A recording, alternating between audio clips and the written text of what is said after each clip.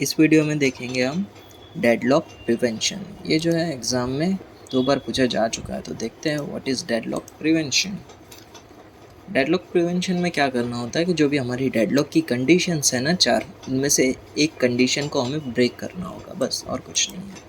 Deadlock can be prevented by attacking the one of the 4 condition that leads to deadlock. यानी जो भी 4 condition है उसमें से आप एक कंडीशन के ऊपर अटैक कर दो या फिर ब्रेक कर दो उसे।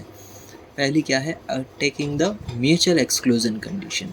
म्यूचुअल एक्सक्लूजन का जो भी हमारा कंडीशन है उसे कैसे ब्रेक करेंगे। पहले तो म्यूचुअल एक्सक्लूजन की डेफिनेशन जो थी वो क्या थी, यानी जो भी प्रोसेस है वो किसी एक रिसोर्स को ही असाइन होगी, ठीक है। यानी एक जो रिसोर्स है वो एक ही प्रोसेस को असाइन होगा। तो इसमें क्या है, no deadlock if each resource can be assign to more than one process. तो यहाँ पे क्या है, एक ही रिसोर्स है वो मल्टीपल प्रोसेस को असाइन है, ठीक है।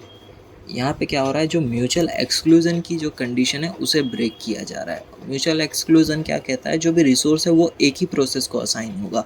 तो इसका अपोजिट क्या हो सकता है, जो रिसोर्स है वो एक से ज़्यादा प्रोसेस को असाइन होगा, ओके।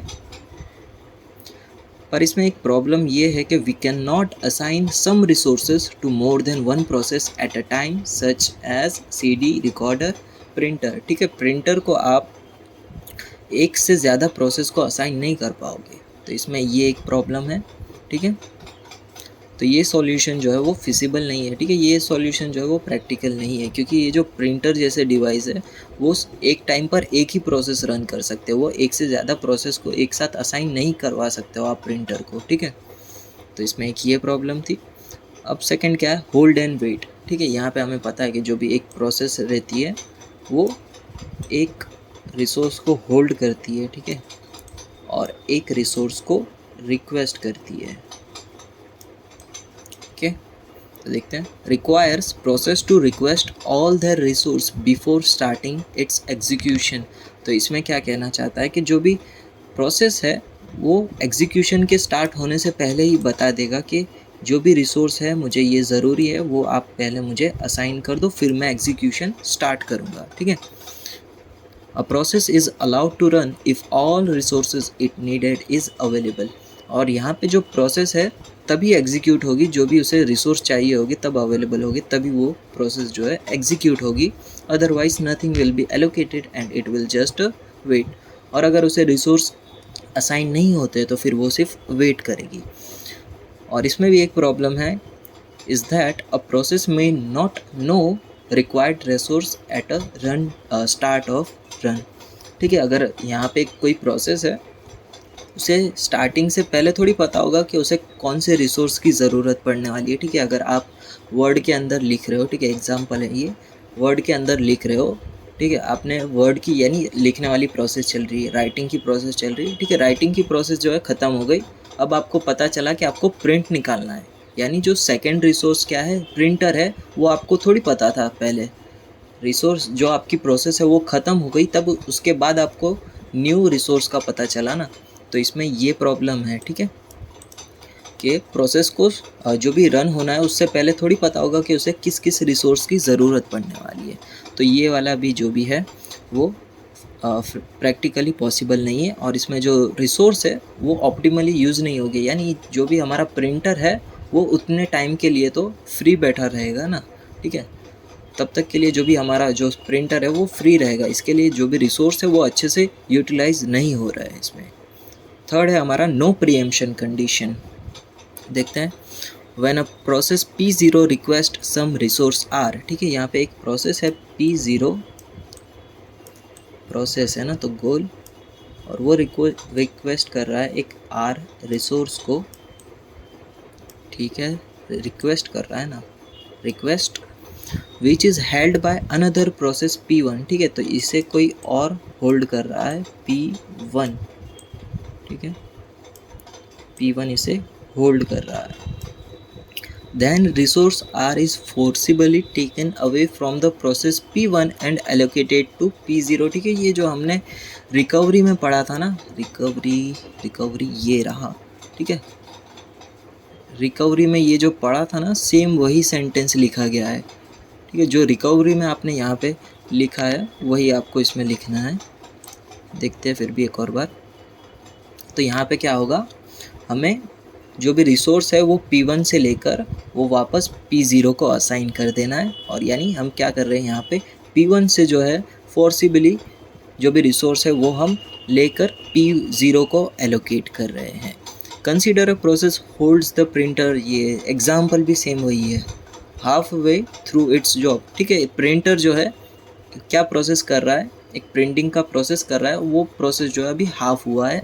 और अब आपने क्या किया, प्रिंटर जो है वो प्रोसेस से लेकर दूसरे प्रोसेस को दे दिया। तो अब क्या होगा, जो हाफ जो प्रिंट हुआ होगा वो क्या करेगा, एक इल इफेक्ट छोड़ के जाएगा कुछ ना कुछ। ठीक है, यहाँ पे वही लिखा है, without having any ill effect is not possible, यानी ये सेंटेंस को नॉट लगा के उल्टा करके लिखा है। मतलब क्या है कि वो जो भी आप प्रोसेस से अब रिसोर्स छीनोगे तो वो कुछ ना कुछ इल इफेक्ट जो है वो छोड़ कर ही जाएगा। तो ये भी है, वो एक पॉसिबल सॉल्यूशन नहीं है। ठीक है, ये यहाँ पर भी वही लिखा था कि पॉसिबल नहीं है, ये भी डिफ़िकल्ट और इम्पॉसिबल है इस तरह से करना। अब फोर्थ क्या है, फोर्थ भी इसमें से ही है। ठीक है, ये जो था ना किलिंग द प्रोसेस, यही है हमारा इसमें भी। एक मिनट, प्रोसेस को किल नहीं करना है, बस यहाँ पे हमें प्रायोरिटी असाइन करनी होगी। Deadlock can be prevented by the, अच्छा ये तो अब है सर्कुलर वेट। सर्कुलर वेट में हम क्या करेंगे, प्रायोरिटी असाइन कर देंगे सभी को। Provide a global numbering of all the resources, मतलब कुछ नहीं बल्कि प्रायोरिटी असाइन करना है एक तरह से। पहला हमने असाइन किया है नंबर प्रिंटर को, दूसरा स्कैनर को, और प्लॉटर की 3 है, और टेप ड्राइवर की प्रायोरिटी 4 है, और CD रोम की 5 प्रायोरिटी है। तो इस तरह से आपको नंबरिंग कर देना है। Now the rule is that process can request resources whenever they want to.